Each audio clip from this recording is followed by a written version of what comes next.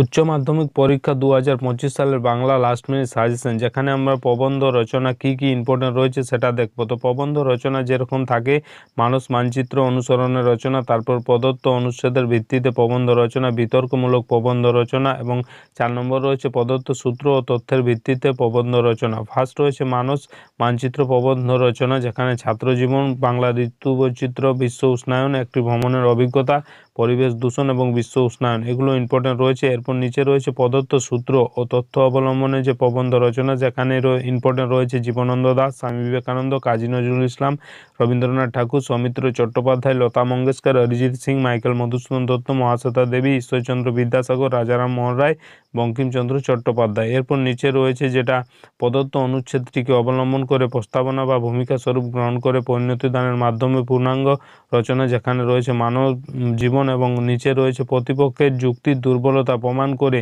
সপক্ষে যুক্তি বিন্যাস করে প্রবন্ধ রচনা, যেখানে রয়েছে যে বিতর্কের বিষয়, ইন্টারনেট পরিষেবা ছাত্রছাত্রীদের মৌলিকতা বা নিজস্বতাকে খর্ব করছে। এরপর শেষে রয়েছে প্রদত্ত সূত্র ও তথ্য অবলম্বনে প্রবন্ধ রচনা, সত্যজিৎ রায়। তো এগুলো ছিল ইম্পর্টেন্ট 2025 সালের বেঙ্গলি এইচএস বা হায়ার সেকেন্ডারি এক্সামিনেশনের উচ্চ মাধ্যমিকের যে বাংলা সাজেশন সেগুলো।